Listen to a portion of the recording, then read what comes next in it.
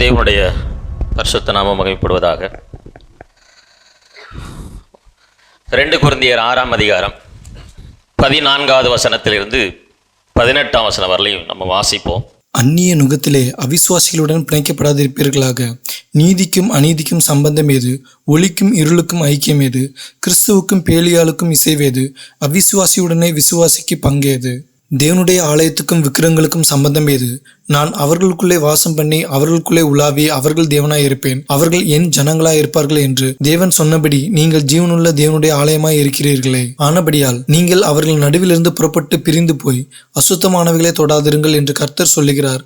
அப்போது நான் உங்களை ஏற்றுக்கொண்டு உங்களுக்கு பிதாவாய் இருப்பேன், நீங்கள் எனக்கு குமாரரும் குமாரத்திகளுமாய் இருப்பீர்கள் என்று சர்வ வல்லமையுள்ள கர்த்தர் சொல்லுகிறார்.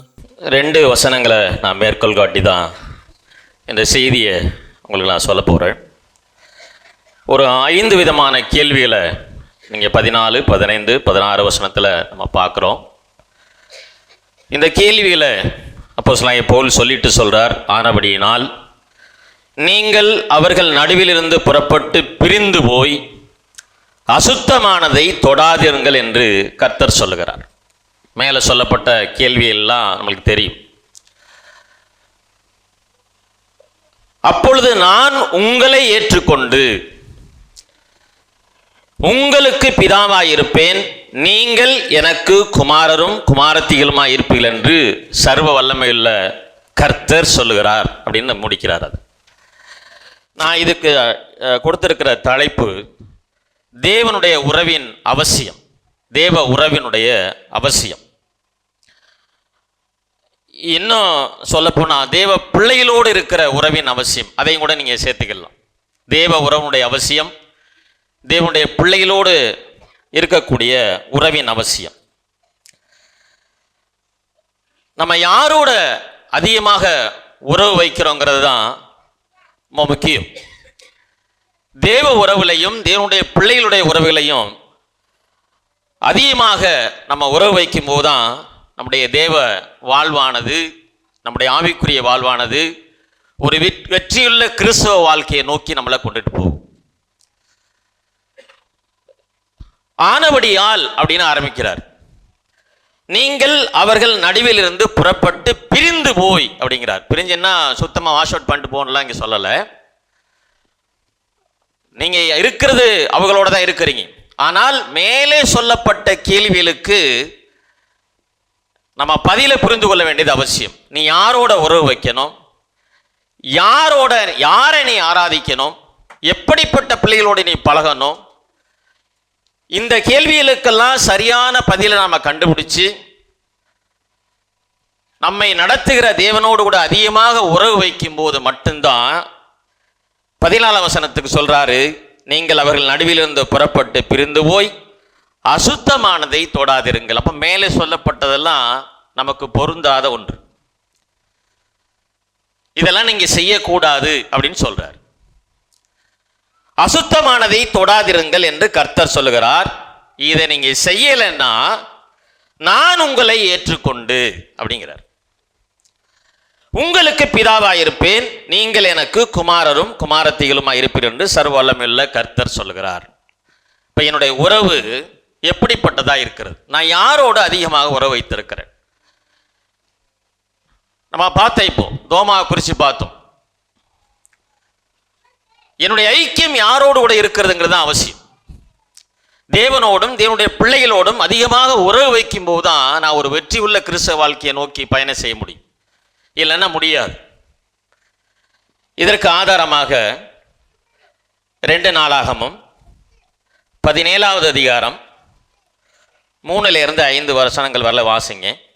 கர்த்தர் யோசபாத்தோடு இருந்தார். அவன் பாகால்களை தேடாமல் தன் தகப்பனாகிய தாவீது முன் நாட்களில் நடந்த வழிகளில் நடந்து தன் தகப்பனுடைய தேவனை தேடி இஸ்ரவேலுடைய செய்கையின்படி நடவாமல் அவருடைய கற்பனையின்படி நடந்து கொண்டான். ஆகையால் கர்த்தர் அவன் கையில் ராஜ்யபாரத்தை திடப்படுத்தினார். யூதா கோத்திரத்தார் எல்லாரும் யோசபாத்துக்கு காணிக்கைகளை கொண்டு வந்தார்கள். அவனுக்கு ஐஸ்வர்யமும் கனமும் மிகுதியாயிருந்தது.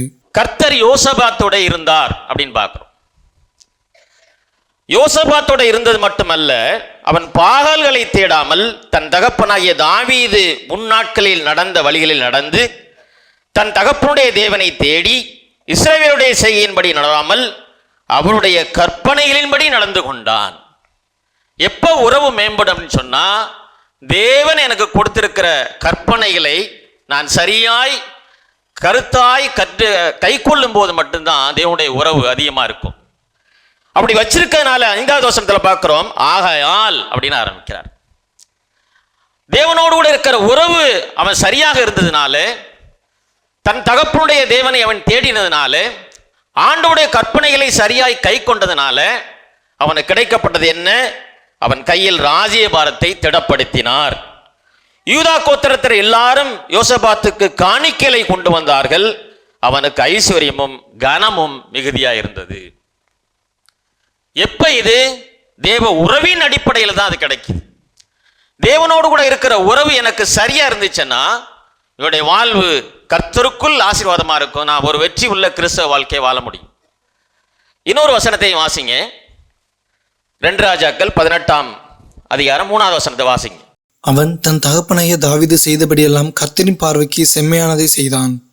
கர்த்தருடைய பார்வைக்கு செம்மையானதை செய்தான். தாவீது எப்படி கடவுளை பற்றி கொண்டு அவருக்கு உண்மையாக இருந்தாரோ அதே போல யோசபாத்தும் அதை செய்தார் சொல்லி பார்க்கிறோம். 6வது வசனத்தை வாசிங்க. 2 நாளாகமம் 17:6. கர்த்தருடைய வழிகளில் அவன் இருதயம் உற்சாகம் கொண்டது, அவன் மேடைகளையும் விக்கிரகத்தோப்புகளையும் யூதாவை விட்டு அகற்றினான். எப்பொழுது எனக்குள்ள இருக்கிற விக்கிரகத்தை, கடவுளுக்கு பிரியமில்லாததை நான் அகற்ற முடியும்னு சொன்னா அவருடைய வழியில் நடக்கும்போது மட்டும்தான். அவருடைய வழியிலே நடக்கும்போது மட்டும்தான், அவருடைய கற்பனைகளின்படி நடக்கும்போது மட்டும்தான் எனக்குள்ளே தேவனுக்கு எதெல்லாம் பிரியமில்லாது இருக்குதோ அதெல்லாம் விட்டு அகற்ற முடியும். அப்ப கர்த்தருடைய வழிகளில் அவன் இருதயம் உற்சாகம் கொண்டது, கடவுளுக்காக வைராக்கியமா வாழணும்னு சொல்லி ஒரு முடிவெடுக்கிறார். அவருடைய பலன் என்ன? அவன் மேடைகளையும் விக்கிரகத்தோப்புகளையும் யூதாவை விட்டு அகற்றினான். எது கடவுளுக்கு பிரியமில்லாததோ, எது தேவனுக்கு பிரியமில்லாத காரியமோ அது எல்லாவற்றையும் தேசத்தை விட்டு அகற்றினான். அப்ப தேவனோடு கூட இருக்கிற உறவு சரியா இருந்துச்சுன்னா இதெல்லாம் ஆட்டோமேட்டிக்காவே நம்மளை விட்டு போகும். அதனால சொல்றார், ஆகையால் அப்படின்னு கொரிந்தியர் ஆரம்பிக்கிறார். இதெல்லாம் உங்களை விட்டு அகற்றுங்க. இதெல்லாம் நீங்க உங்களை விட்டு அகற்றீங்கன்னாக்க நான் உங்களுடைய பிதாவா இருப்பேன், நீங்க எனக்கு பிள்ளைகளா இருப்பீங்கன்னு சொல்றார். என்னுடைய உறவு எப்படி இருக்குது, கடவுளோடு கூட இருக்கிற உறவு எப்படி இருக்கிறது ரொம்ப முக்கியம். 2 நாளாகமம் 18ஆம் அதிகாரம் 1வது வசனத்தை வாசிங்க. யோசபாத்துக்கு மிகுந்த ஐஸ்வர்யமும் கனமும் உண்டாயிருந்தது, அவன் ஆகாபோடைய சம்பந்தம் கலந்து. முதல் பாகம் மட்டும் எடுத்துக்கிறோம். இப்போ யோசபாத்துக்கு மிகுந்த ஐஸ்வர்யமும் கனமும் உண்டாயிருந்தது. எப்படி வந்துச்சு? அவன் கடவுளோடு கூட நடந்தான், கடவுளுடைய உறவிலே அதிகமாக இருந்தான். தேவன் என்ன செய்ய சொன்னாரோ அதை செஞ்சான். தன்னுடைய தேசத்தில் எதெல்லாம் இருக்கக்கூடாதோ அதை எல்லாவற்றையும் தேசத்தை விட்டு அகற்றினான். அப்ப தேவனுக்கும் எனக்கும் இருக்கிற உறவு சரியா இருந்துச்சுன்னா நான் ஒரு வெற்றி உள்ள கிறிஸ்தவ வாழ்க்கையை வாழ முடியும். கடவுள் என்னை ஆசீர்வதிப்பார். அந்த உறவுல நான் சரியா இருக்கிறேனா அப்படிங்கிறது ரொம்ப முக்கியம். 1 நாளாகமம் 29ஆம் அதிகாரம் 12வது வசனத்தை வாசிங்க. 29ஆம் அதிகாரம் 12வது வசனம். ஐஸ்வர்யமும் கனமும் உம்மாலே வருகிறது, தேவரீர் எல்லாவற்றையும் ஆளுகிறவர், உம்முடைய கரத்திலே சத்துவமும் வல்லமையும் உண்டு. ஆளுகிறவர். இந்த ஐஸ்வர்யம், இந்த கனம் எப்படி வருகிறதுன்னா அது கடவுளால வரணும். அதுதான் நிலைச்சிருக்கும். நீங்க நிறைய பேருக்கு நம்ம புறஜாதிகளை பார்த்து பரமப்படுறோம், இப்படியெல்லாம் வாழ்றான், எப்படி உனக்கு இவ்வளோ ஐஸ்வர்யம், எப்படி உனக்கு இவ்வளோ கனம் வருது அப்படின்னு சொல்லி. அதெல்லாம் நிலைக்காது. தேவனாலே வரக்கூடிய ஐஸ்வர்யம் கனமுமே நிலையானதை கொண்டு வரும். அதனால வேதம் சொல்லுது, ஐஸ்வர்யமும் கனமும் தேவனாலே வரக்கூடியதா இருக்கிறது. அப்ப எப்போதுமே எனக்கு ஐஸ்வர்யம் வரும்போது, கனம் வரும்போது நான் ஜாக்கிரதையாக இந்த உலகத்தில் வாழணும், ஜாக்கிரதை உள்ளவனா இருக்கணும். தேவனோடு இருக்கிற உறவுல இன்னும் அதிகமா வளரணும். ஐஸ்வர்யம் கனம் வந்த பிற்பாடு எனக்குள்ளே பெருமை வரக்கூடாது. எல்லா சூழ்நிலையிலும் கர்த்தரை சார்ந்து வாழ்வதற்கு நான் என்னுடைய வாழ்க்கையில முயற்சி எடுக்கிறவனா இருக்கணும். லூக்கா 1ஆம் அதிகாரத்தில் 6, 7, 8 வசனத்தை வாசிங்க. அவர்கள் இருவரும் கர்த்தரிட்ட சகல கற்பனைகளின்படியையும் நியமங்களின்படியையும் குற்றமற்றவர்களாய் நடந்து தேவனுக்கு முன்பாக நீதி உள்ளவர்களாய் இருந்தார்கள். எலிசபெத் மலடியா இருந்தபடியினால் அவர்களுக்கு பிள்ளை இல்லாதிருந்தது. இருவரும் வயது சென்றவர்களாயும் இருந்தார்கள். அப்படி இருக்க அவன் தன் ஆசாரிய வகுப்பின் முறைப்படி தேவ சந்நிதியிலே ஆசாரிய ஊழியம் செய்து வருகிற காலத்தில் சகரியாவை குறித்து பார்க்கிறோம். எல்லாம் இருந்தவருக்கு, கடவுளுடைய கற்பனைகளை சரியா மேற்கொண்டு அவருடைய ஊழியத்தை நடத்தி வருகிறார். அவருடைய வாழ்க்கையிலே சோதனை வருது. அவருடைய மனைவி மலடியா இருந்தால் சொல்லி வேதம் சொல்லுகிறது. அதனால ஆண்டவர்கிட்ட அவர் புலம்பல. தன்னுடைய ஆசாரிய ஊழியத்தை புதிய ஏற்பாட்டின்படி அவர் சரியாய் செய்து கொண்டு வந்தார் சொல்லி பார்க்கிறோம். புதிய ஏற்பாட்டுடைய புத்தகத்தில் சகரியாவுடைய ஆசாரிய ஊழியத்தை நம்ம பார்க்கிறோம். அவர் சரியாய் செய்து கொண்டு வந்தார். கடவுளுடைய கற்பனைகளையும் கட்டளைகளையும் சரியாய் செய்து கொண்டு வந்தார். அவருடைய வாழ்க்கையில குறை இருந்தது. ஆனா குறையெல்லாம் அவர் பார்க்கல. கடவுள் எனக்கு என்ன செய்ய சொன்னாரோ அதை சரியா செய்தார். அவருடைய கற்பனையின்படி அவருடைய கட்டளையின்படி நாம் கை கொண்டு நடக்கும் போது தேவன் ஏற்ற காலத்திலே எல்லாவற்றையும் செய்கிறவராக இருக்கிறார். எலிசபெத்து மலடியா இருந்தால், ஆனால் கடவுள் அவரை ஒருபோதும் கைவிடல். காரணம் என்ன? அவரோடு கூட உறவுல கொஞ்சம் கூட உங்களுக்கு குறைச்சல் இல்லை. ஐயோ இப்படி ஆயிடுச்சே, நான் ஆசாரிய ஊழியம் நான் பண்ணிக்கிட்டு இருக்கேனே, நான் இவ்வளவு நாள் இருந்திருக்கிறேனே, இவ்வளவு ஜெபம் பண்ணியிருக்கிறேனே, எனக்கு ஏன் ஆண்டவரே என் வாழ்க்கையில் இப்படி ஒரு பிரச்சனை இருக்கு, அதை குறிச்செல்லாம் அவர் கவலையே படல.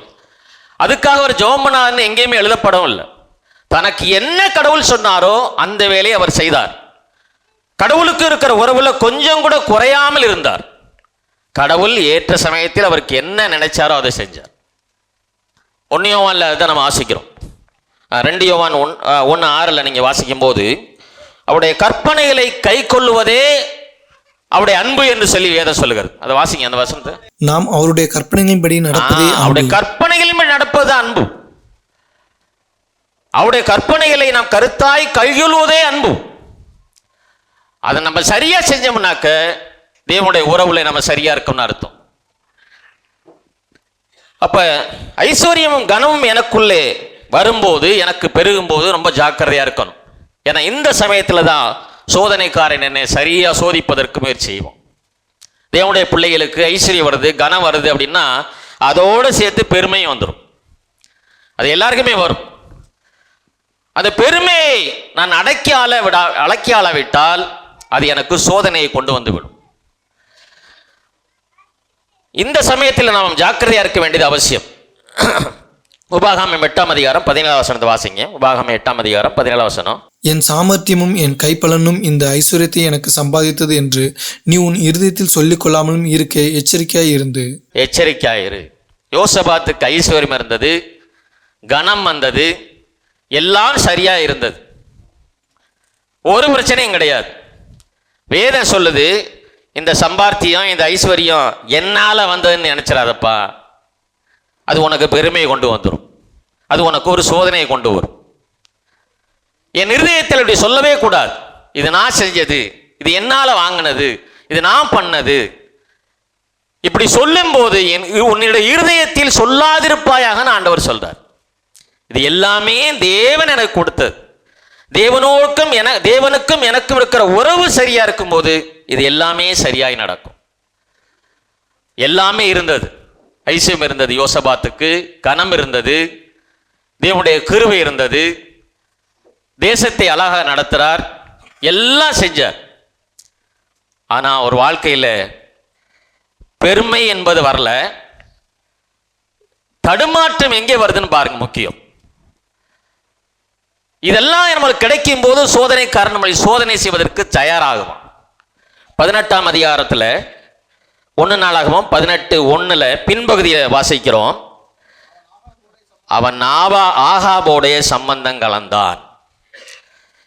2வது, என்னுடைய வழிகள் ஒருபோதும் தேவ உறவை பாதிக்க கூடாது. நான் எடுக்கிற வழியானது ஒருபோதும் தேவனுடைய உறவை பாதிக்க கூடாது. தேவனுடைய உறவை பாதிக்கும் என்றால் அது என்ன மோசமான சூழ்நிலைகளே கொண்டு போய் தள்ளிவிடும். அதை நான் இப்படித்தான் தலைப்பு கொடுத்திருக்கேன். என்னுடைய உறவு அல்லது நட்பு சரியாதான்னு சொல்லி சரியானதா அப்படிங்கிறத நான் சோதித்து பார்க்கணும். நான் ஒரு அந்த நீதிமொழியில் நம்ம வாசிக்கிறோம். மனிதனுக்கு தோன்றுகிறவைகள் அந்த வாசிங்க. செம்மையாய் தோன்றுகிறவைகள் அவைகளுடைய முடிவும் மரண வழிகள் அப்படின்னு பார்க்கிறோம். ஏசாயாவில் ஆண்டவர் தான் சொல்வார், உன்னுடைய நினைவு என்னுடைய நினைவு இல்லை, உன்னுடைய வழிகள் என்னுடைய வழிகள் இல்லை. ஆகாபுக்கு யோசபாத்துக்கு எல்லாமே இருந்தது. கனம் இருந்தது, ஐஸ்வர்யம் இருந்தது, தேவனோடு கூட நல்ல உறவு இருந்தது. ஆனால் அவன் ஆகாபோடைய சம்பந்தம் கலந்தான். இந்த சம்பந்தம் கலக்கிறதுக்கு முன்னாடி யோசபாத் எதையுமே ஆண்டவர்கிட்ட கேட்கல. நான் போகலாமா ஆண்டவரே? ஆகாபோட சம்பந்தம் கலக்கலாமா? அவரோட நான் உறவு வச்சுக்கலாமா? அவன் ஒரு இஸ்ரவேலின் ராஜா, இவர் ஒரு யூத ராஜா.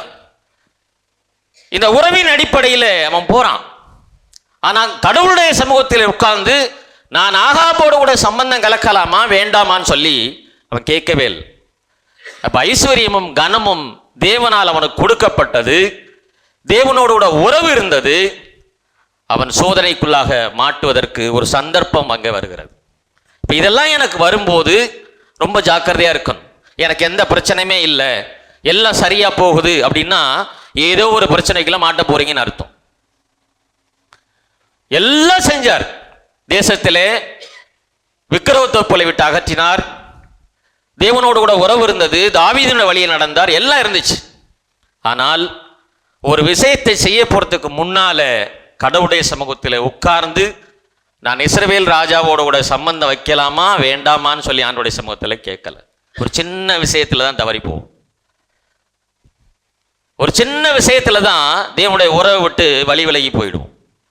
சோதனைக்காரன் அங்கதான் நம்மளை சோதிச்சு பார்ப்போம். 1 ராஜாக்கள் 15ஆம் அதிகாரம் 6வது வசனத்தை வாசிங்க. ரெகோபெயாமுக்கும் எரோபெயாமுக்கும் அவர்கள் இருந்த நாட்களில் எல்லாம் யுத்தம் நடந்து கொண்டிருந்தது. இஸ்ரவேலுக்கு யூதாவுக்கும் தொடர்ந்து பகையாகவே இருந்தது. யுத்தம் நடந்து கொண்டே இருந்தது. சாலமோன் இருக்கும்போது ஒரே ராஜ்யமாக இருந்தது. அவன் பிள்ளை வந்து 2ஆ பிரிச்சான்.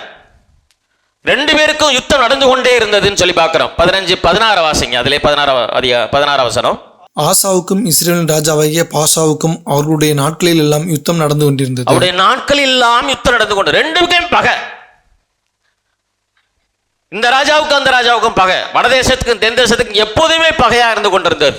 1 நாளாகம் 16:1 வாசிங்க. 16ஆம் அதிகாரம் 1 வசனம். 2 நாளாகம் 16:1. ஆசா அரசாண்ட 36ஆம் வருஷத்திலே இஸ்ரவேலின் ராஜாவாகிய பாஷா யூதாவுக்கு விரோதமாய் வந்து ஒருவரும் யூதாவின் ராஜாவாக ஆசாவினிடத்தில் போக்கும் வரத்துமாயிராதபடிக்கு ராமாவை கட்டினான். அவ்வளவு பகை. யாரும் இந்த பக்கம் இருந்து அந்த பக்கம் போயிடக்கூடாது, அங்கேருந்து இங்கே வரக்கூடாது. இடையில குறிக்க சவரை கட்டி எழுப்புறான். அவ்வளவு பகை. ஆனா யோசபாத் இப்படி பகையான ஒரு அரசனத்துல எதிரி நாட்டோட கூட நான் போய் அவனோடு கூட ஒரு உறவு வைக்கலாமா வேணாமான்னு சொல்லி தேவ சமூகத்திலே அமரல். பார்த்தீங்களா, ஒரு சின்ன விஷயம்தான். கேட்காம போறார். அவரோடு கூட சம்பந்தங்களுக்கும்படி கடந்து போறதை பார்க்கிறோம். யோசபாத் இஸ்ரவேலுக்கு எதிராக தன்னை பலப்படுத்தினான் அப்படின்னு சொல்லி நீங்க ஃபர்ஸ்ட் வசனத்தை வாசிங்க. 17:1 வாசிங்க. அவன் ஸ்தானத்திலே அவன் குமாரனாகிய யோசபாத் ராஜாவாகி இஸ்ரவேலுக்கு விரோதமாய் பலப்பட்டான். இஸ்ரவேலுக்கு விரோதமாய் பலப்பட்ட மனுஷன். இஸ்ரவேலுக்கு விரோதமாய் பலப்பட்டான். ஆனால் ஒரு காலகட்டம் வரும்போது அவங்களோடு கூட சம்பந்தம் வைக்கிறதுக்கு போறான். ஆகாப் எவ்வளவு பெரிய மோசமான மனிதன் தெரியும், யோசபாத்துக்கு தெரியும். அப்ப தேவனுடைய சமூகத்தில் உட்கார்ந்து ஒரு காரியத்துக்கு போறதுக்கு முன்னால தேவனுடைய பிள்ளைகள் கேட்கணும். அதனாலதான் நீங்க எங்கே போனாலும் ஜெபிக்கணும். ஒரு வீட்டை விட்டு வெளியில போனா கூட ஜெபம் பண்ணிட்டு போங்கன்னு சொல்றதுக்கான காரணம் தான். நீங்க எந்த சூழ்நிலையில் அல்லது எந்த ஒரு செயல் செய்வதற்கு முன்பாக தேவ சமூகத்தில் அமர்ந்து ஜெபிக்கணும். ஆண்டவரே, நான் இதுக்காக போறேன், உமக்கு சித்தமில்லாமல் இருந்தால் அதற்கு தடையை கொண்டு வருங்கன்னு சொல்லி ஜெபம் பண்ணிட்டு போகும். யோசபாத் அந்த காரியத்தை செய்யலன்னு சொல்லி பார்க்கிறோம். அப்ப மத்தேயு 24:4 வசனத்தில் பார்க்கிறோம், ஒருவனும் உங்களை வஞ்சியாதபடிக்கு எச்சரிக்கையா இருங்கள் என்று ஆண்டவர் சொல்லுகிறார். எவ்வளவு பெரிய வஞ்சனையில போய் விழ போறாருன்னு சொல்லி பின்னால பார்க்க போறோம். அவ்வளவு பெரிய தேவனோடு கூட உறவுள்ள ஒரு மனிதர். யூதாவிலே எந்த ஒரு விக்கிரகத்தோப்பும் இருக்கக்கூடாதுன்னு சொல்லி நினைச்சு எல்லாவற்றையும் விட்டு அகற்றின மனிதன். ஆனால் ஒரு ராஜாவோடு கூட உறவு வைக்கிறதுக்கு முன்பாக தேவ சமூகத்திலே அமர்ந்து நான் போகலாமா வேணான்னு சொல்லி கேட்கல. இங்க யெரொபெயாமை குறித்து பார்க்க போறோம். யெரொபெயாம்ல 1 ராஜாக்கள் 12ஆம் அதிகாரத்தில் 12-14 வரலையும் வாசிங்க. 3ஆம் நாள் என்னிடத்தில் வாருங்கள் என்று ராஜா சொல்லியிருந்தபடியே யெரொபெயாமும் சகல ஜனங்களும் 3ஆம் நாளிலே ரெகொபெயாமிடத்தில் வந்தார்கள். ராஜா முதியோர் தனக்கு சொன்ன ஆலோசனையை தள்ளிவிட்டு வாலிபருடைய ஆலோசனையின்படியே அவர்களோட பேசி, என் தகப்பன் உங்கள் நுகத்தை பாரமாக்கினார், நான் உங்கள் நுகத்தை அதிக பாரமாக்குவேன். என் தகப்பன் உங்களை சவுக்களினாலே தண்டித்தார், நான் உங்களை தேள்களினாலே தண்டிப்பேன் என்று ஜனங்களுக்கு கடினமான உத்தரவு கொடுத்தான். கடினமான உத்தரவு கொடுத்தது. இது உங்களுக்கு தெரிஞ்ச பகுதி தான். ஆலோசனை, முதியோர்கள் கொடுக்கிற ஆலோசனையை யெரொபெயாம் தள்ளினான். அவங்க சொல்றாங்க, சாலமோனிடத்திலே நாங்கள் ஆலோசனைக்காரால் இருந்தோம், அவர் நாங்கள் சொன்னதெல்லாம் கேட்டாரு, அப்படியா வாங்க அப்படின்னு கூப்பிட்டுக்கிட்டான். ஆனால் தன்னோடு இருந்த வாலிபனுடைய ஆலோசனை அவன் கேட்டு முதியோருடைய ஆலோசனை அவன் தள்ளினான்னு சொல்லி பார்க்கிறோம். காரணம், தேவ பயம் அவன்கிட்ட இல்லை, கடவுள் அவன்கிட்ட இல்லை. இப்ப தேவனுடைய உறவு நம்மள்கிட்ட இல்லைன்னு சொன்னா தவறான ஆலோசனைக்கு நாம் தள்ளப்படுவோம், தவறான வழிகளுக்குள்ளே நாம் தள்ளப்படுவோம். அங்கே போய் இருந்துகிட்டு ஐயோ அம்மான்னு கத்துறதுல வேலையே கிடையாது. இப்ப கடவுளுடைய உறவு ரொம்ப முக்கியம். தேவனுடைய பிள்ளைகளுக்கு ஒரு விஷயத்தை செய்வதற்கு முன்பாக தேவ சமூகத்திலே அமர்ந்து ஜெபிக்கணும். எந்த விஷயமா இருந்தாலும் சரி, என் பிள்ளைகளுக்கு அதை நான் சொல்லிக் கொடுப்பேன். நீ வெளியில போறதா கூட ஜெபம் பண்ணிட்டு போ. கடவுளுடைய உறவு இல்லைன்னு சொன்னா ஈஸியா நம்மளை இந்த உலகத்தின் அதிபதியை சாத்தான் தவறான வழியிலே கொண்டு போய் நிறுத்துவோம். நாம் அப்படியே பரிபூர்ணமான பரிசுத்தமான அண்ணன் ஆக்கப்படலை, நம்ம பாவத்தில் இருக்கிறோம். வேதா தான் சொல்லுது. ஒரு சின்ன விஷயத்தில் நம்ம தடுமாறி விழுந்து போயிடுவோம். அப்போ ரொம்ப ஜாக்கிரதையா இருக்க வேண்டியது அவசியம். 1 தெசலோனிக்கேயர் 5ஆம் அதிகாரம் 21 வசனம் பார்க்கிறோம். எல்லாவற்றையும் சோதித்து பார்த்து நலமானதை பிடித்துக் கொள்ளுங்கள் சொல்லி பார்க்கிறோம். எல்லாவற்றையும் சோதித்து பார்க்கணும்.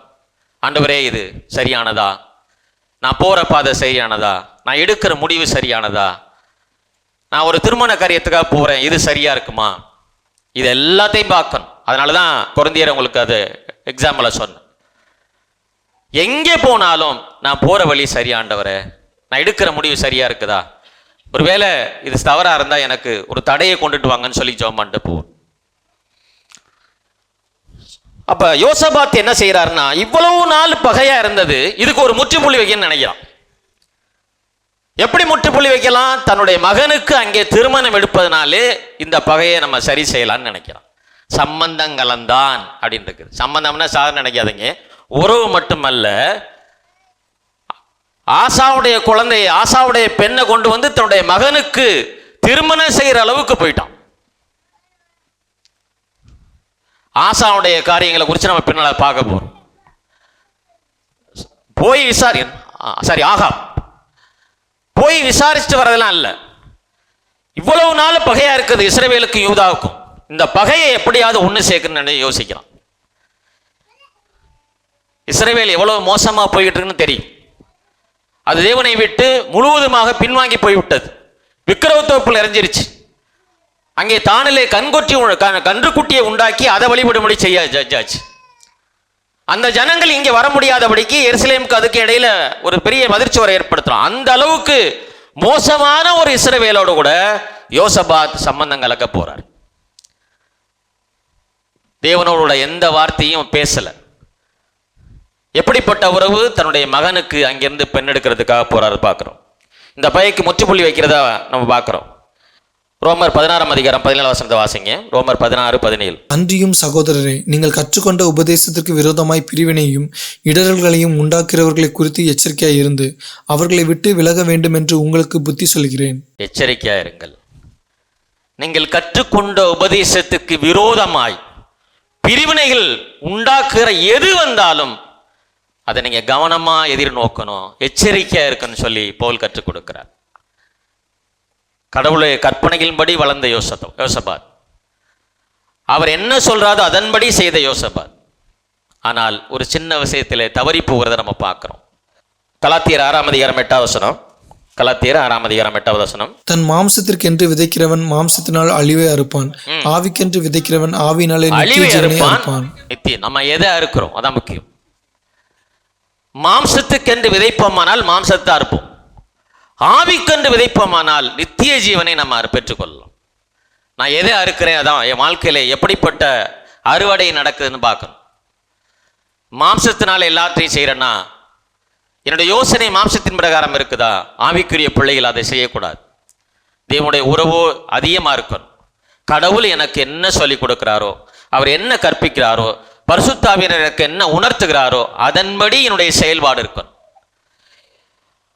எபேசியர் 5ஆம் அதிகாரம் 6வது வசனத்தில் வாசிங்க. இப்படிப்பட்டவைகள் நிமித்தமாக கீழ்ப்படியாமையின் பிள்ளைகள் மேல் தேவ கோபாக்கினை வருவதால் ஒருவனும் உங்களை வீண் வார்த்தைகளினாலே மோசம் போக்காதபடிக்கு எச்சரிக்கையாயிருங்கள். அவர்களுக்கு பங்காளிகளாகாதிருங்கள். முற்காலத்தில் நீங்கள் அந்தகாரமாய் இருந்தீர்கள், இப்பொழுதோ கர்த்தருக்குள் வெளிச்சமாய் இருக்கிறீர்கள். வெளிச்சத்தின் பிள்ளைகளாய் நடந்து கொள்ளுங்கள். வெளிச்சத்தின் பிள்ளைகளாய் நடந்து கொள்ளுங்கள். முற்காலத்தில் நாம் இருளின் பிள்ளைகளாக இருந்தோம். இன்றைக்கு கர்த்தராகிய இயேசு கிறிஸ்துவினுடைய கிருபையினாலும் இரக்கத்தினாலும் அவர் நமக்காக சிந்தின இரத்தத்தினாலும் நாம் ஒளியின் பிள்ளைகளாக மாற்றப்பட்டிருக்கிறோம். அதனால தான் பவுல் எழுதுகிறார், இருளுக்கும் ஒளிக்கும் சம்பந்தம் ஏது? அதில் போய் விழுந்துடக்கூடாது. அதில் விழுந்துட்டா எழுந்திருக்கவே முடியாது. இன்றைக்கு நாம் வெளிச்சத்தின் பிள்ளைகளாய் மாற்றப்பட்டிருக்கிறோம். அந்தகார இருளிலே வாழ்ந்தோம் என்று சொல்லி வேதம் சொல்கிறது. அப்படிப்பட்ட இருளிலே வாழ்ந்த உங்களை என்னையும் வெளிச்சத்தின் பிள்ளைகளாக கொண்டு நிறுத்தி இருக்கிறார். மறுபடியும் நாம் போய் இருளில் விழக்கூடாது. அப்ப தேவனுடைய மக்கள் ஒருபோதும் தீமையான காரியத்தில் எனக்கு நன்மை நடக்குன்னு சொல்லி போயிடக்கூடாது. தீமையான காரியத்திலே நன்மை ஏற்படும் என்று நம்பி நாம் ஒரு செயல்பாட்டை செய்யக்கூடாது. யோசபாத் அப்படிதான் முடிவெடுத்தார். இவ்வளவு நாள் பகையா இருக்குதே, இதுக்கு ஒரு முடிவு கட்டணும். எப்படி முடிவு கட்டலாம்? அங்கேருந்து பொண்ணு எடுத்தா சரியாயிடும். ஆகாப்புடைய மகளை கொண்டு வந்தால் சரியாயிடும். மூணாவது விஷயம், தேவ உறவு இல்லாத மனிதர்களோடு நாம் உறவு வைத்தால் என்னுடைய தேவ உறவு பாதிக்கப்படும். தேவனுடைய உறவு இல்லாத மனிதர்களோடு நாம் உறவு வைக்கும் போது என்னுடைய தேவ உறவானது பாதிக்கப்படும். ஆகாப் தேவ உறவு இல்லாதவன். இஸ்ரவேலின் ராஜாவாக அவன் இருந்தாலும் அவன் தேவனுடைய உறவு இல்லாதவன். அப்படிப்பட்ட மனிதனோடு கூட யோசபாத் சம்பந்தம் கலங்கும்படி கடந்து போனான்னு சொல்லி பார்க்கிறோம். அவனுடைய பெயரிலே, ஆகாப்புடைய பெயரிலே அவனுடைய மனைவி ஏசபேல் ஆட்சி செய்து வருகிறார். ஏசபேலை குறித்து உங்களுக்கு தெரியும், அவ எவ்வளவு பெரிய மோசமான லேடின்னு சொல்லி உங்களுக்கு தெரியும். யோபு 21ஆம் அதிகாரம் 30ஆம் வசனத்தை வாசிங்க. யோபு 21ஆம் அதிகாரம் 30ஆம் வசனத்தை வாசிங்க. துன்மார்க்கன் ஆபத்து நாளுக்கென்று வைக்கப்படுகிறான், அவன் கோபாக்கினை நாளுக்கென்று கொண்டு வரப்படுகிறான். ஆபத்து நாளுக்கென்று வைக்கப்படுகிறான். அவ்வளவு மோசமான ஒரு ராஜா ஆகாப். கோபாக்கினை நாளுக்கென்று வைக்கப்பட்டிருக்கிற ஒரு மனிதன். அந்த மனிதனத்திலே ஒரு நீதிமான் உறவு வைக்க போகிறான். ரொம்ப ஜாக்கிரதையா இருக்கணும் இந்த விஷயத்தில். அதனால திருமண விஷயத்தில் பிள்ளைகள் ரொம்ப ஜாக்கிரதையா இருக்கணும். சங்கீதம் 1:1 பார்க்கிறோம், துன்மார்க்குடைய ஆலோசனை நடமாமலும் பாவிகளுடைய வழியில் இல்லாமலும்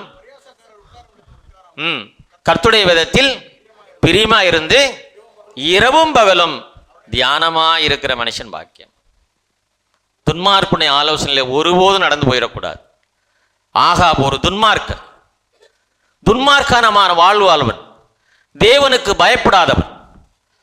ஆகாப்புடைய மனைவி அதைவிட கொடுமையானவன். அப்படிப்பட்ட மனிதர்களோடு யோசபாத் உறவு வைக்க போகிறான். உங்களுடைய உறவு, என்னுடைய உறவு எப்படி இருக்குன்னு தெரியுங்களா? தேவனுடைய பிள்ளைகளோடு கூட இருக்கணும், தேவனோடு கூட இருக்கணும். இந்த உறவுல மாற்றம் நிகழும் போது நம்முடைய வாழ்க்கையில சறுக்கல் ஏற்படும். 1 ராஜாக்கள் 22ஆம் அதிகாரத்தை எடுத்துக்கங்க. 1-4 வரலையும் வாசிங்க. சீரியருக்கும் இஸ்ரவேலருக்கும் 3 வருஷம் யுத்தம் இல்லாமல் இருந்தது. 3ஆம் வருஷத்திலே யூதாவின் ராஜாவாகிய யோசபாத் இஸ்ரவேலின் ராஜாவினிடத்திற்கு போயிருக்கும் போது இஸ்ரவேலின் ராஜா தன் ஊழியக்காரரை நோக்கி, கீலேயாத்திலுள்ள ராமோத் நம்முடையதென்று அறியீர்களா? நாம் அதை சீரியா ராஜாவின் கையிலிருந்து பிடித்து கொள்ளாமல் சும்மா இருப்பானேன் என்று சொல்லி யோசபாத்தை நோக்கி, கீலேயாத்திலுள்ள ராமோத்தின் மேல் யுத்தம் பண்ண என்னோட கூட வருகிறீரா என்று கேட்டான். ஆகாப்புடைய காரியத்தை நம்ம பார்க்கிறோம். ஒரு ராஜாவோட, சீரிய ராஜாவோட போர் செய்ய போகும்போது ஒரு இஸ்ரவேலின் ராஜா என்ன செய்யணும்? தேவனுடைய சமூகத்திலே போய் உட்கார்ந்து, ஆண்டவரே நான் போர் செய்ய போகணும், வேணுமா வேண்டாமான்னு கேட்கணும். ஆனால் ஆகாப் மோசமானவனாக இருந்ததுனாலே, கர்த்தரை தேடாத ஒரு மனிதனாக இருந்ததுனாலே அங்கே வாசிக்கிறோம், அவனுடைய ஊழியக்காரரோடு கூட பேசலாம். மறுபடியும் வாசிங்க. இஸ்ரவேலின் ராஜா தன் ஊழியக்காரரை நோக்கி, கீலேயாத்திலுள்ள ராமோத் நம்முடையதென்று அறியீர்களா? நாம் அதை சீரியா ராஜாவின் கையிலிருந்து பிடித்து கொள்ளாமல் சும்மா இருப்பானேன் என்று சொல்லி. ஒரு பெரிய ராஜாவோடு கூட மோத போறான். சாதாரண பெனதாத் மிகப்பெரிய ராஜா, சீரிய ராஜா, அவனோடு கூட மோத போறான். ஒரு இஸ்ரவேல் மக்களை ஆட்சி செய்கிற ஒரு ராஜா, தேவனுடைய ஜனங்களை ஆட்சி செய்கிற ஒரு ராஜா, தேவனுடைய சமூகத்தில் உட்கார்ந்து எந்த ஆலோசனையும் கேட்கல. ஆண்டவரே, இப்படிப்பட்ட மோசமான ஒருத்தனோட நான் மோத போறேன், நான் போகலாமா வேண்டாமா? கேட்கவே இல்லை. தன்னுடைய ஊழியக்காரரை கூப்பிட்டு ஆலோசனை கேட்கிறான். ராமோத்தை பிடிப்பதற்கு போகலாமா வேணாமான்னு சொல்லி கேட்கிறான். அப்ப கர்த்தரிடத்தில் விசாரிக்காமல் ஊழியக்காரிடத்திலே அவன் விசாரிக்கிறத பார்க்கிறோம். காரணம், அவன் கர்த்தரை விட்டு விலகி பாகால்களை பற்றி கொண்டிருக்கிற ஒரு மனிதனாக இருந்தான். தேவனுடைய ஜனங்களை வழிநடத்துகின்ற ஒரு ராஜா எந்த அளவுக்கு கீழ்த்தரமான உறவின் அடிப்படையில் போயிட்டான் பாருங்க. அவன் கர்த்தரை விட்டு விலகினான். இஸ்ரவேலை ஆட்சி செய்கிற கர்த்தரை விட்டு அவன் முழுமையாக விலகி போனான்னு சொல்லி பார்க்கிறோம். 1 ராஜாக்கள் 16ஆம் அதிகாரம் 30-33 வரை வாசிங்க. உம்ரியின் குமாரனாய் ஆகாப் தனக்கு முன்னிருந்த எல்லாரை பார்க்கிலும் கர்த்தரின் பார்வைக்கு பொல்லாப்பானதை செய்தான். பொல்லாப்பானதை செய்தான். முன்னிருந்தவர்களை பார்க்கலாம் மோசமான காரியங்களை செய்கிற ஒரு ஆகாப். அவன்கிட்ட தான் போறார் யோசபாத். கர்த்தரோடு உறவு வைத்திருக்கிற மனிதன், கர்த்தருடைய சமூகத்திலிருந்து எல்லா விதமான ஆசீர்வாதங்களையும் கனங்களையும் மகிமையும் பெற்றுக்கொண்ட ஒரு மனிதன் இவ்வளவு பெரிய மோசமான ஆகாப்போட உறவு வைப்பதற்காக இஸ்ரவேல் தேசத்துக்கு போறான்னு பார்க்கிறோம். வாசிங்க. நேபாத்தின் குமாரனாகிய யெரொபெயாமின் பாவங்களை நடப்பது அவனுக்கு கொஞ்ச காரியம் என்று நினைத்தார் போல் அவன் சீதோனியரின் ராஜாவாகிய ஏத்பாகாலின் குமாரத்தி ஏசபேலை விவாகம் பண்ணினதும் அல்லாமல் அவன் போய் பாகாலையும் சேவித்து அதை பணிந்து கொண்டு தான் சமாரியாவிலே கட்டின பாகாலின் கோவிலில் பாகாலுக்கு பலிபீடத்தை எடுப்பித்தான். ஆகாப் ஒரு விக்கிரத்தோப்பையும் வைத்து இஸ்ரவேலின் தேவனாகிய கர்த்தருக்கு கோபம் உண்டாக்கும்படிக்கு தனக்கு முன்னிருந்த இஸ்ரவேலின் ராஜாக்கள் எல்லாம் செய்ததை பார்க்கிலும் அதிகமாய் செய்து வந்தான். பாத்தீங்களா, இவ்வளவு பெரிய மோசமானவன். தனக்கு முன்னிருந்த இஸ்ரவேலின் ராஜாக்களை காட்டிலும் அதிகமான பாவத்தை செய்தவன் ஆகாப். அந்த மனிதன்கிட்ட போய் உறவு வைக்க போறான். 18ஆம் அதிகாரத்தை எடுத்துங்க. 1 ராஜாக்கள் 18ஆம் அதிகாரம் 4வது வசனத்தை வாசிங்க. ஏசபேல் கர்த்தரின் தீர்க்கதரிசிகளை சங்கரிக்கிற போது ஒபதியா 100 தீர்க்கதரிசிகளை சேர்த்து அவர்களை கெபிக்கு 50 பேராக ஒழித்து வைத்து, ராஜாவுடைய மனைவி போதும், ராஜாவுடைய மனைவியை குறித்து பார்க்கிறோம். ஏசபேல் கர்த்தருடைய தீர்க்கதரிசிகளை கொன்று போட்ட ஒரு பெண்மணி. ஆகாப் எவ்வளவு பெரிய மோசமானவனா இருக்கிறான், அதை காட்டிலும் மோசமானவளாக அவன் மனைவி இருக்கிறான். கர்த்தருடைய தீர்க்கதரிசிகளை கொன்று போட்டான்னு சொல்லி பார்க்கிறோம். 1 ராஜாக்கள் 19ஆம் அதிகாரத்தை எடுத்துங்க. அதிலே 13 வாசிங்க. 1 ராஜாக்கள் 18-13. ஏசபேல் கர்த்தரின் தீர்க்கதரிசிகளை கொன்று போடுகிற போதுன்னு சொல்லி பார்க்கிறோம். எவ்வளவு மோசமான குடும்பத்தோட சம்பந்தம் வைக்க போறார் பாருங்க. தேவனுடைய பிள்ளைகளுக்கு ஒரு சாதாரண விஷயம்தான் மிகப்பெரிய தடுமாற்றத்தை கொண்டு வந்து வைக்கும். அவன் நினைச்சான், இவ்வளவு நாள் பகையா இருக்குதே 2 தேசத்துக்கும், 2ஐயும் ஒன்னா சேர்த்துடலாம் அப்படின்னு நினைச்சான். தப்பு இல்லை.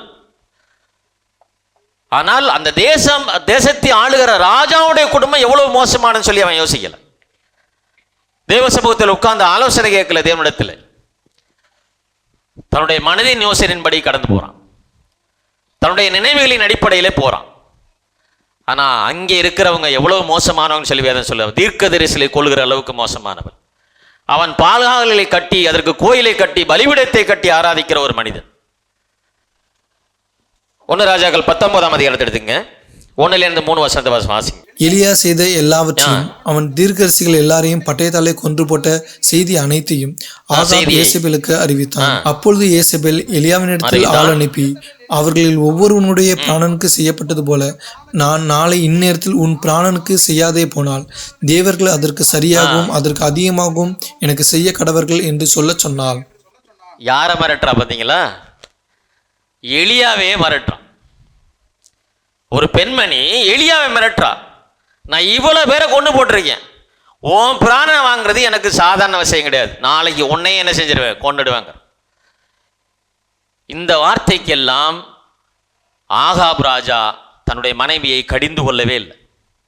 கர்த்தருக்கு விரோதமாக தீர்க்கதரிசியில கொள்றா, எலியாவை எதிர்த்து நிற்கிறா, இன்னும் நிறைய விஷயங்களை பின்னாடி செய்ய போறா. இவ்வளவு விஷயங்களை செய்தும் ஒரு இஸ்ரவேல் தேசத்தை ஆளுகிற ஆகாப் தன்னுடைய மனைவிடத்தில் ஒரு வார்த்தை கூட கேட்கல. ஏமா அப்படி செய்யற, இதெல்லாம் தப்பு இல்லைன்னு சொல்லலை. 1 ராஜாக்கள் 21ஆம் அதிகாரத்தை எடுத்துங்க. 13-16 வரை வாசிங்க. அப்பொழுது பேலியாலின் மக்களாகிய 2 பேர் வந்து அவனுக்கு எதிராக உட்கார்ந்து நாபோத் தேவனையும் ராஜாவையும் தூசித்தான் என்று ஜனத்திற்கு முன்பாக அவன் மேல் சாட்சி சொன்னார்கள். அதற்கு பின்பு அவனை பட்டணத்திற்கு வெளியே கொண்டு போய் அவன் சாகும்படிக்கு அவனை கல்லெறிந்து பிற்பாடு ஏசபேலுக்கு நாபோத் கல்லெறியுண்டு செத்தான் என்று சொல்லி அனுப்பினார்கள். நாபோத் கல்லெறியுண்டு செத்ததை ஏசபேல் கேட்டபோது ஆகாபை நோக்கி, நீர் எழுந்திருந்து இஸ்ரேலாகிய நாபோத் உமக்கு விலைக்கிரயமாய் கொடுக்க மாட்டான் என்று சொன்ன திராட்சை தோட்டத்தை சொந்தமாய் எடுத்துக்கொள்ளும். நாபோத் உயிரோடு இல்லை, அவன் செத்து போனான் என்றாள். ஒரு வார்த்தை கூட கேட்கல. எப்படி நாபோத் இறந்து போனா? எப்படி அந்த திராட்சை தோட்டத்தை எடுத்துக்கு வந்த? ஆகாப் எந்த விஷயத்தையும் ஏசபேல் இடத்துல கேட்கவே இல்லை. அவ வந்து சொல்றா, எல்லாம் சரியாயிடுச்சு, நீ நினைச்சிருந்தீல, நீ ஆசைப்பட்டீல, அந்த தோட்டம் உனக்கு வந்துருச்சு, அவனும் செத்து போயிட்டான், நீ எழுந்து ரெடி ஆகுங்கிறா. எப்படி வந்தது என்று ஒரு கேள்வி கூட கேட்கலாம். அவ்வளவு மோசமான காரியங்களை ஏசபேல் செஞ்சு நாபோத்தை கல்லெறிந்து கொலை செய்துவிட்டு வஞ்சகமாய் அந்த தோட்டத்தை எடுத்து தன்னுடைய கணவனிடத்தில் கொடுக்கிறா. எந்த வார்த்தையுமே ஆகாப் கேட்கல. எப்படி வந்துச்சு, அவன் என்ன ஆச்சு, அவன் எது போயிட்டான், அவ்வளவுதான், உனக்கிட்ட தோட்டம் வந்துருச்சு, நீ எழுந்துட்டு. எவ்வளவு பெரிய மோசமான ஒரு குடும்பத்திலே ஒரு தேவனுக்கு பயந்த ஒரு மனிதன் உறவு வைக்க போறாங்கிறது பார்க்கிறோம். நம்முடைய உறவு எந்த அளவுக்கு இருக்க வேண்டுங்கிறத கற்றுக் கொடுக்கிற இந்த பாடம். தேவனோடு கூட இருக்கிற உறவுல கொஞ்சம் தடுமாற்றம் வரும்போது ஒரு மனிதனை எந்த சூழ்நிலைக்கு அது கொண்டு போய்விடும். யோசபாத் ஒரு நீதிமான், கர்த்தருக்கு பயப்படுகிற ஒரு மனிதன். ஆனால் யாரோட எவ்வளவு பெரிய மோசமான ஒரு குடும்பத்தோட கூட சம்பந்தம் வைக்க போறான்னு சொல்லி பாருங்க. 9ஆம் அதிகாரம் 2 ராஜாக்கள் 9ஆம் அதிகாரம் 26 பார்க்கிறோம். நேற்று நாபோத்தின் ரத்தத்தையும் அவன் குமாரனின் ரத்தத்தையும் கண்டேன் அல்லவா என்றும். போதும், பார்த்தீங்களா? நாபோத்தை மட்டும் அவன் சாகடிக்கல, நாபோத்துடைய குமாரர்களையும் கொண்டு போட்டான். இப்போ எவ்வளவு பெரிய மோசமான ஒரு லேடி பாரு. நாபோத்தை கொண்ட கூட பரவாயில்ல, அவனை கல்லெறிஞ்சு கொண்ட கூட பரவாயில்ல, தோட்டம் வேணுங்கிற ஆசைப்படுறான். ஆனால் நாபோத்துடைய குமாரர்களை செஞ்சாங்க. அப்போ ஒரு குடும்பமே இருக்கக்கூடாது, அந்த குடும்பத்தில் எல்லாரையும் சாகடிச்சோம்னா அந்த தோட்டம் நம்மளுக்கு வந்துன்னு சொல்லி நினைக்கிறான். இவ்வளவு கொடுமையுள்ள மனைவியை எதிர்த்து அவன் எந்த பேச்சும் கேட்கல, எந்த வார்த்தையும் கேட்கல. ஏன் இப்படி செய்யற, ஏன் கர்த்தருடைய தீர்க்கதரிசிகளை கொல்ற, ஏன் எலியாவை கொலை செய்ய வகை தேடுற, எதுவுமே கேட்கல. இப்போ வேதம் அவனை குறித்து சொல்லுது. 1 ராஜாக்கள் 21ஆம் அதிகாரத்தில் 25ஆம் வசனத்தை பாருங்க, எவ்வளவு அழகா அவனை குறித்து சொல்லுதா. தன் மனைவியாகிய ஏசபேல் தூண்டிவிட்டபடியே கர்த்தரின் பார்வைக்கு பொல்லாப்பானதை செய்ய தன்னை விற்று போட்ட ஆகாபை போல ஒருவனும் இல்லை. ஒருவனும் இல்லை. கடவுள் அவனை குறித்து சொல்றார், தன்னை விற்று போட்ட மனிதன், தன் மனைவி தூண்டிவிட்டபடியே செய்தான், அவனை போல ஒருவனும் இல்லைன்னு சொல்லி வேதம் சொல்லுது. இவ்வளவு பெரிய மோசமான ஒரு கர்த்தருக்கு பயமில்லாத ஒரு மனிதனிடத்தில் யோசபாத் உறவு வைப்பதற்காக கடந்து போனான். நம்முடைய உறவு எவ்வளவு ஜாக்கிரதையா இருக்குன்னு சொல்லி யோசிச்சு பார்க்கணும். அது நண்பர்களாக கூட இருக்கலாம், அல்லது நம்முடைய உறவினர்களாக கூட இருக்கலாம். ஆனால் கடவுளுக்கு பயப்படாதபடிக்கு நம்முடைய உறவு இருக்குமானால் அது நம்மளை மோசமான இடத்துல கொண்டு போய் நம்மளை நிலைநிறுத்தி விடும். யோசபாத் தான். 4வது விஷயம், இந்த ஒரு விஷயத்தை மட்டும் முடிச்சிருவோம். 4வது 1 ராஜாக்கள் 22:4. யோசபாத்தை நோக்கி, கீலேயாத்தில் உள்ள ராமோத்தின் மேல் யுத்தம் பண்ண என்னோட கூட வருகிறீரா என்று கேட்டான். யோசபாத் இஸ்ரவேலின் ராஜாவை நோக்கி, நான் தான் நீர், என்னுடைய ஜனங்கள் உம்முடைய ஜனங்கள், என்னுடைய குதிரைகள் உம்முடைய குதிரைகள் என்றான். 4வது காரியம், தேவன் இல்லாத உறவு என்னை தீமையான வழிக்கு நேராக வழி நடத்தும். தேவன் இல்லாத உறவு, அங்கே தேவனே கிடையாது, அங்கே தெய்வ பயமே கிடையாது. ஆகாப்புடன் அந்த ராஜ்யத்திலும் தெய்வ பயம் கிடையாது. ஜனங்கள் சீரட்டு போயிட்டாங்க, தேசத்தை ஆளுகிற ராஜா சீரட்டு போயிட்டான், ராஜாவுடைய மொத்த குடும்பமும் சீரழிந்து போயிடுச்சு. அப்படிப்பட்ட ஒரு குடும்பத்தோட உறவு வைக்க போனால் அது என்னை தீமையான வழிக்கு நேராக வழி நடத்தும். உறவின் அடிப்படையில் நான் கடவுளுக்கும் எனக்கும் இருக்கிற உறவு எப்படி இருக்குன்னு சொல்லி யோசிச்சோம். நான் இப்போ எடுக்க போகிறதில்ல, இது தொடர்ந்து நம்ம அடுத்த செய்தியில் பார்க்கலாம். தேவனுக்கும் எனக்கும் இருக்கிற உறவு சரியானதாக இருக்கிறதா? கொரிந்தியரில் தான் நம்ம வாசித்தோம், அதை மறுபடியும் வாசிக்கலாம். 2 கொரிந்தியர் 6ஆம் அதிகாரத்தில் கடைசி 2 வசனத்தை வாசிங்க. ஆனபடியால் நீங்கள் அவர்கள் நடுவிலிருந்து புறப்பட்டு பிரிந்து போய் அசுத்தமானவர்களை தொடாதீர்கள் அவர்கள் என்று கர்த்தர் நடுவிலிருந்து சொல்கிறார். ஒருவேளை கடவுள்கிட்ட ஆலோசனை கேட்காம இப்படிப்பட்ட சிக்கல்களை நான் மாட்டுவேனானால் நான் அவர்கள் நடுவிலிருந்து புறப்பட்டு போகணும். அதி சீக்கிரமா புறப்பட்டு போயிடணும். ஆண்டவரே என்னை மன்னிச்சிருங்க, உன் உறவை விட்டு வெளியே போகாதபடிக்கு என்னை மன்னிச்சிருங்க. மேலே சொல்றார் நிறைய விஷயங்கள், 5 கேள்விகளை கேட்டு தான் இந்த விஷயத்தை சொல்ல வர்றார். அதான் வாசிங்க, தொடர்ந்து வாசிங்க. பிரிந்து போய் அசுத்தமானதை தொடாதிருங்கள் என்று சொல்லி புதிய ஏற்பாட்டை நம்மளுக்கு கற்றுக் கொடுக்கிறார். அசுத்தமானதை தொடாது, அதெல்லாம் அசுத்தம், அது தேவனுக்கு பிரியமில்லாது. மேலே சொல்லப்பட்டிருக்கிற 5 கேள்விகளும் கடவுளுக்கு பிரியமில்லாது. தேவனுடைய பிள்ளைகள் அதில் போய் மாட்டிக்கொள்ளக்கூடாது, சிக்கிக்கொள்ளக்கூடாது. அப்படி சிக்குவோமானால் அது கடவுளுக்கு பிரியமில்லாத காரியம். நாம் கடவுளுடைய பிள்ளையாக ஒருபோதும் இருக்க முடியாது. அதனால கீழே சொல்றார், நீங்க இதெல்லாம் செஞ்சீங்கன்னா தான் உங்களை ஏற்றுக்கொள்ளுவேன்னு சொல்றார். தேவன் என்னை ஏற்றுக்கொள்ளுன்னு சொன்னா, நான் தேவனுடைய பிள்ளையா இருக்கணும்னு சொன்னா, தேவன் எனக்கு எதை கற்றுக் கொடுத்திருக்கிறாரோ அதை நான் சரியா செய்யணும், அவருடைய கற்பனைகளின்படி வாழணும். அதை சொல்றார், உங்களுக்கு பிதாவாய் இருப்பேன், நீங்கள் எனக்கு குமாரரும் குமாரத்திகமாய் இருப்பீர்கள் என்று சர்வவல்லமையுள்ள ஆண்டவர். அப்ப கடவுளுக்கு எனக்கு இருக்கிற உறவு எப்படி இருக்குன்னு பார்க்கணும். இந்த தலைப்பு நான் அடுத்த செய்தியில் எடுக்கிறேன். தேவனுடைய பிள்ளைகள் ரொம்ப ஜாக்கிரதையா இருக்கு. இந்த உலகத்தில் வாழும்போது என்னுடைய உறவு எப்படி இருக்குது, தேவனுக்கு இருக்கிற உறவு அல்லது தேவனுடைய பிள்ளைகளோடு கூட இருக்கிற உறவு சரியா இருக்குதா, இதை நம்ம சோதிச்சு பார்க்கணும். இதுல ஒருவேளை எனக்கு சந்தேகம் இருக்குமானால், அல்லது ஆண்டவரே நான் இப்படி இருக்கிறேன், நான் இதை சரி செய்யன்னு சொன்னா தேவனுடைய சமூகத்தில் நம்ம ஒப்பு கொடுக்கணும், சரி செய்ய பார்க்கணும். சரி செய்யாம அப்படியே வாழ்ந்துட்டோன்னு சொன்னாக்க யோசபாத் எப்படி போய் மாட்டிக்க போறான்னு நம்ம அடுத்த செய்தியில பார்க்க போறோம். அந்த மாதிரி ஒரு இக்கட்டான சூழ்நிலை கொண்டு போய் மாட்டிவிடும். அப்ப எனக்கு கனமும் மகிமையும் ஆசையும் ஐஸ்வர்யமும் பெருகும் போது கடவுளை சார்ந்து வாழ்ந்து கொள்ளும். அவரை சாராம இது மேல என்னுடைய ஆசை அனைத்தும் போனுச்சுன்னு சொன்னா அது என்னை பயங்கரமான படுகொலியில் கொண்டு போய் தள்ளிடும். எனக்கு ஐஸ்வர்யம் வரும்போது அல்லது கனம் வரும்போது கடவுளை சார்ந்து கொள்ளணும், தேவனுடைய ஆலோசனையின்படி நான் வாழ கற்றுக்கணும். அப்பதான் நான் ஒரு வெற்றி உள்ள கிறிஸ்தவ வாழ்க்கை வாழணும். உறவின் அடிப்படையில் கடவுளுக்கும் எனக்கு இருக்கிற உறவு சரியா இருக்குதான் பாருங்க, தேவனுடைய பிள்ளைகளுக்கும் எனக்கு இருக்கிற உறவு சரியா இருக்குதான் பாருங்க. அப்படி இல்லைன்னு சொன்னா ஆண்டவருடைய சமூகத்தில் நம்ம கொடுப்போம். தேவனுடைய நாமம் என்னென்றைக்கு மகிமைப்படுவதாக. நம்ம தொடர்ந்து அடுத்த செய்தியில் இதை பார்க்கலாம். எங்களை நேசிக்கிற நல்ல பிதாவே, அருமையான அந்த வேலைக்காக நன்றியோடு மை துதிக்கிறோம். தேவனுடைய பிள்ளைகளுக்கு நீர் கொடுத்த மகத்துவமான வார்த்தைகளுக்காக நன்றியோடு மை துதிக்கிறோம். என்னோடு கூட பேசுகிற கர்த்தர் எதையும் உடைய பிள்ளைகளுக்கு கற்றுக் கொடுக்க விரும்பினீரோ, எனக்கு கற்றுக் கொடுக்க விரும்பினரோ அதை கற்றுக் கொடுத்து வருகிறதற்காக மை துதிக்கிறோம். தேவ உறவனுடைய அவசியம் எவ்வளவு முக்கியமானது என்பதை எங்களோடு பேசி வருகிறீர். தேவனுடைய பிள்ளைகளோடு இருக்கிற உறவு எவ்வளவு முக்கியமானது என்பதை எங்களோடு பேசி வருகிறீர்.